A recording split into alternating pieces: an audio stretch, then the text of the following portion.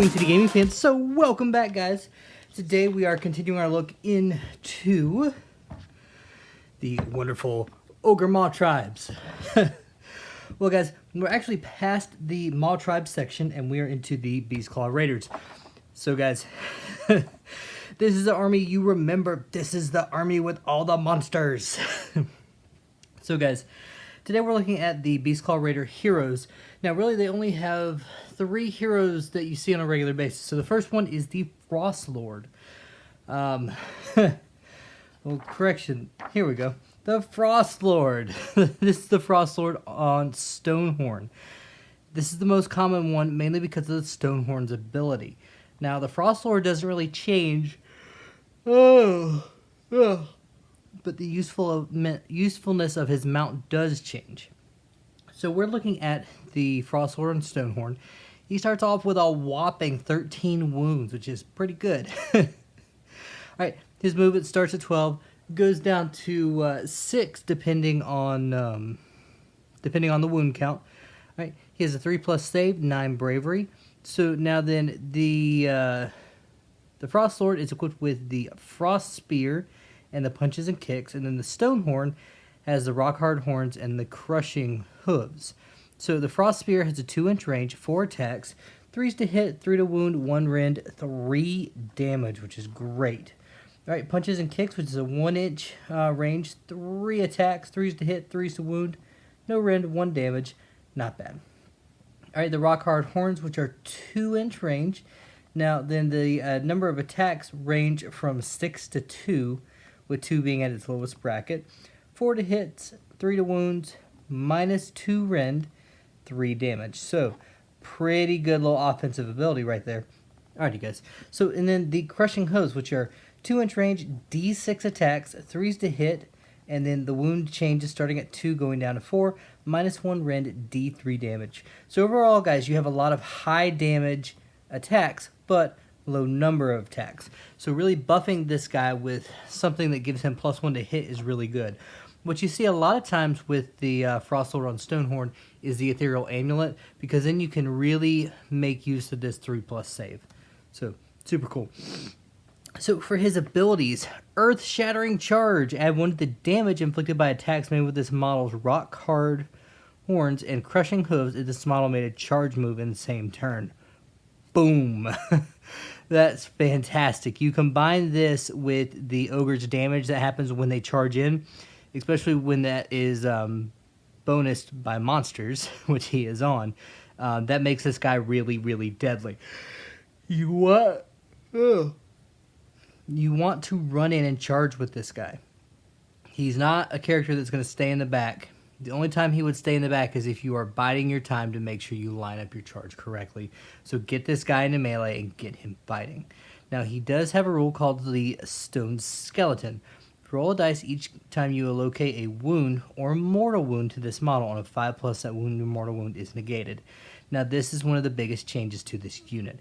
It used to be you reduce the damage by 1. Or not reduce the damage by 1. You have the damage you took during an attack.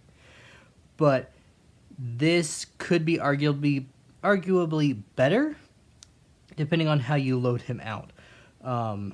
But, yeah. It's kind of like a nerf bonus, if that makes any sense. If your dice are hot, it's better, but if they're not, then it's not. Alright. And then his command ability, Bellowing Voice. Use this command ability at the start of your charge phase. If you do so, pick 1 friendly model with this command ability. Until the end of that phase, you can reroll charge rolls for friendly Beastclaw Raiders units that are wholly within 12 inches of that model when the charge roll is made. That's really good, guys, because if you're playing a monster-heavy list, this is actually really easy to obtain. A lot of times units may only have 1 model in them. So wholly within 12 inches, easily done. You could take this guy on Stonehorn, put 2 more Stonehorns next to him, and just do the monster cavalry charge in. So that's actually a fantastic ability. Overall, guys, you're going to see a lot of Frost Lords on Stonehorn. He's a fantastic model and a really good beat stick. Now, the other version of the Frost Lord is the Frost Lord on Thunder Tusk. So most everything is the same except when we come to some of its abilities and weapons. So the Thunder Tusk has an actual missile weapon called Frost Reed Ice. Okay, now it's a little bit different. You don't. So basically, it has an 18-inch range. So you pick one enemy unit within 18 inches and roll the number of dice shown on the damage table. So it starts at 12, goes down to 4, your lowest bracket. All right, add 1 to each roll if the target unit has 10 or more models. Add 2 to each roll if the target has 20 or models. For each 6+, you suffer 1 mortal wound.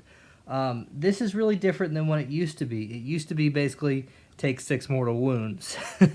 So it's a big change, but overall it's not a bad change.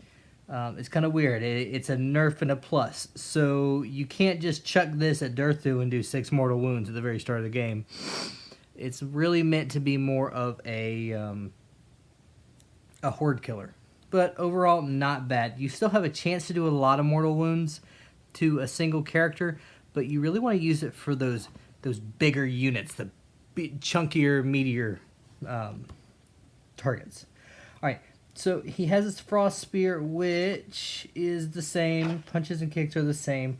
Now, the Thunder Tusk has Colossal Tusk, which are 2-inch range. They have 4 attacks, 3s to hit. The wound changes starting at 2 up and going to a 4 up once it takes once it's suffered 9 to 10 wounds. So it's actually still not bad even with the brackets.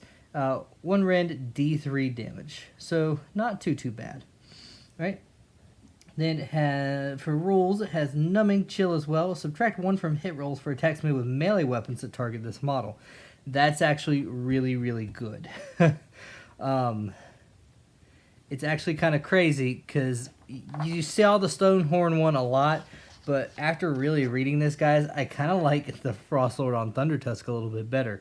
He does have that melee option, and you have this Numbing Chill, so you're -1 to hit, which is actually really good and could really save you. So units that would need a 3+ are now to a 4+. So you're really changing. That's really good. All right, especially if you give him some other artifacts that give him -1, and yeah, super good. All right, Bellowing Voice. Still the same. So reroll and charge rolls, fantastic ability, and this guy does want to charge him. I'd say if you want an overall good Frostlord, the Thunder Tusk is your better option. But if you just want a beef stick that's going to go in and just kill people, the Stonehorn. I really like the Stonehorn option just because when I think of a Frostlord, I think of a guy that charges in there and just does ridiculous amount of wounds and just rough things up. I think the Stonehorn's going to be your man for that. So the other character that you can take the same mount, so keep that in mind. But it is a Huskard on either a Stonehorn or a Thunder Tusk. Now, a lot of times in previous armies, you would see these guys on Thunder Tusks because these are not really your brawlers. These are kind of like more of your support ogres on massive monsters. But guys, they have 1 less wound than your Frostlord, so they're only 13. They have a 4+ save rather than a 3+ save like the Frostlord, and their bravery is only 8. So when it comes to weapons for these guys, you kind of had some options. So they're going to have their kicks and blows, which are their melee weapons. And then, guys, you can either choose a Harpoon Launcher, a Chain Trap, or a Blood Vulture. So the Harpoon Launcher is a 20-inch range, 1 attack, 4 to hit, 3 to wound, D3 damage. It's basically like a massive crossbow that this guy cleans his teeth with the bolts from, which is actually pretty cool. And then the Chain Trap, which is basically this guy throwing a bear trap at people. 1 attack, 4 to hit, 3 to wound, 3 damage. So not bad, but very close range. Now, when we look at the Blood Vulture is a little bit different. So if you're armed with a Blood Vulture, you pick 1 enemy unit within 30 inches of this model that is visible to it and roll a dice. On a 2+, you'd suffer a mortal wound. It's not a bad option, especially because it is a mortal wound. It negates a lot of saves. But it's kind of hard to choose. I've always liked the Blood Vulture version, mainly because he looks super cool with a little vulture on his arm. And a mortal wound is always nice, but that is one thing you don't lack in this army is mortal wounds. back when you could take the Thunder Tusk with the Dirty Snowball instead of the new blades of the Frost Weathered Ice, he kind of helped push that range damage. Now it's kind of a toss-up. I would kind of just rather take the Blood Vulture because it's a 2+, and it's a 30-inch range. So it's a good range. You can snipe characters with it, which is really nice. And you're going to get other units in the army that have these. So you can kind of stack on the Blood Vulture shots. The only problem with the Harpoon Launcher and the Chain Trap is they're 4+ to hit. So you're only going to be hitting 50% of the time. I would much rather have that 2+ and get the ensured 1 mortal wound. Alright. So he has punches and kicks for his melee weapons, 1-inch range, 3 to hit. Or 3 attacks, 3 to hit, 4 to wound, no rend, 1 damage. Meh. Alright, and then the Rock Hard Horns and the Crushing Hooves look to be the same, which they are. Alright, their move starts at 12, goes down to 6 for the Stonehorn version, and then all the other abilities are pretty much the same as far as the Stonehorn goes. The Earth-Shattering Charge is the same. The Skeleton, Stone Skeleton is the same. We already went over the Blood Vulture. So his command ability, use this command ability to start the combat phase. If you do so, pick 1 Mourn Fang Pack, friendly Mourn Fang Pack unit that made a charge move in the same turn and is wholly within 12 inches of a model with this command ability. If you use that model's Mourn Fang charge ability in that phase, add 2 to the damage inflicted by attacks made with the unit's tusks instead of 1. So, guys, essentially with that Huskard, and then let's look at the Mourn Fang pack because we haven't really looked at them yet. It upgrades the tusks to damage 3, if I read that right.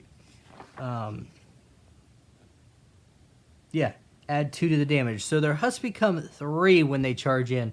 So this guy is a really, really good buffing ogre. He can get in there and fight. I mean, he's on a Stonehorn.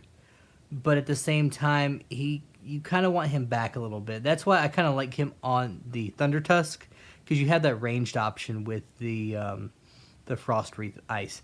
Now, as far as the Huskard on Thunder Tusk version, it's kind of the exact same. The only thing is you don't get a command ability. Instead, you get the Blizzard Speaker. So these are kind of like prayers for him. So in your hero phase, the model can chant one of the following prayers. If you do so, pick one of the prayers you're praying and rolling a dice. Add 1 to the roll for each friendly Thunder Tusk within 18 inches of the model. On a 4+, the prayer is answered. Pretty good. Alright, so you can buff this guy out with more Thunder Tusks around him, but I don't know how many other Thunder Tusks you're going to take out in your army. It kind of depends on how you build it. So, Winter's Endurance, you basically pick 1 friendly Beastclaw Raider unit wholly within 18 inches of this model and heal D3 wounds located to that unit. Now, that's the same as we saw in the last codex, so that's a really good buff. And then you also have Winter's Strength. So, same thing, 1 friendly Beastclaw Raider unit within 18 inches, add 1 to wound rolls for attacks made with melee weapons by this unit. Now, this is really important because it doesn't just say the user. It just says to the unit and melee weapons, so you can actually affect your mounts with it. So, overall, both of these are really good blessings, especially Winter's Endurance. You can cast that on your Frostlord to really buff up his wounds, to help him stay in that top bracket for the most damage. Overall, guys, I think your Huskard is pretty much always going to be on a Thunder Tusk. Remember, when he's on the Stonehorn, you don't get these prayers. So you really want him on the Thunder Tusk for that additional bonus. Alright, now then, the last character in here that we're really going to look at is the Icebrow Hunter. So this is the crazy man that's on foot running around with packs of Frost Sabers, keeping up with all the other Beastclaw Raiders. But guys, this is an ogre on foot. He has 7 wounds, 6-inch move, 5+ save, and he's bravery 7. So he is armed with a throwing spear, hunter crossbow, gulping bite, hunter's club or culling club. So the throwing spear, which is crazy, it's so weird, but He has a 9-inch range with this. It's 1 attack, 4 to hit, 3 to wound, 1 rend, D3 damage. Now he has a rule called Mighty Throw. So you can run and still shoot with the Great Throwing Spear later in the same turn. In addition, the model's Great Throwing Spear has a damage characteristics of D6 instead of D3, and a range characteristics of 18 instead of 12 if it ran in the same turn. So, kind of cool. I like it. So if he runs, he can still always throw the spear, and you actually gain buffs because you throw it. Alright, the Hunter's Crossbow, which is 12-inch range, 1 attack, 4 to hit, 3 to wound, D3 damage. His melee weapons, he has the Hunter's Culling Club, 1-inch range, 4 attacks, 3 to hit, 3 to wound, 2 damage. Then his Gulping Bite, 1-inch range, 1 attack, 3 to hit, 3 to wound, 1 damage. Now, he also has Icy Breath, so in your shooting phase, you can say that this model will attack with its Icy Breath instead of attacking with his missile weapons. If you do so, pick one enemy unit within 6 inches of this model that is visible to it and roll a dice. On a 4+, the enemy unit suffers D3 mortal wounds. So not bad. Basically, bad breath causes mortal wounds. Pretty good. Now, he also has the Master of Ambush rule, which is a lot of times why you're going to see him taken. So you can set this model to the side, and when you do so, you can take a unit of Frost Sabers to come with him, or if you take that command or the command trait we talked about in the earlier section, you can take 2. All right. So you put these guys in reserve, and then at the end of the movement phase, you can set them up anywhere on the battlefield more than 9 inches from an enemy unit. You can set any unit that joined this model in ambush. Wholly within 12 inches and more than 9 inches away from the enemy unit. So if you take a really big unit of Frost Sabers, it's nice to get this guy in there because they can be your early pin down units. He can ambush in the back, steal objectives, or he could just go in and just wreak havoc on enemy lines. You know, in Cities of Sigmar, he can go in and take out their rocket batteries. In Stormcast Eternals, he can go and take out the ballistas, take out Judicators, take out the Lord Relictor in the back that they're just using for prayer buffs. All right. Overall, guys, the Icebrow Hunter is a fantastic addition. And he's not that many points, so he's easy to fit into a list. And if you're taking Frost Sabers, he just adds so much more to them, especially if you want to use them more as an offensive unit rather than just a screen for your big monsters. So, guys, that's actually going to be all of our units, or all of our heroes for the Beastclaw Raiders. So overall, guys, some fantastic heroes in here. Yes, they share a lot of abilities, but at the same time, they have subtle differences between the mounts that they take and some of the bonuses that you get based on the mount they're on. But overall, guys, a fantastic book, fantastic group of heroes, and this Stonehorde kit that comes in the Start Collecting makes the Frostlord, the Huskard, and then your regular Beast Riders too. So overall, it's a fantastic kit to get for a bunch of different characters that you can have on there. So overall, fantastic. Alright, guys, so this is going to wrap it up for today. Thank you so much for stopping by. Come back next time. We're going to look at the Beastclaw Raider Warscrolls. This is Queen City Gaming, guys. Signing out, folks.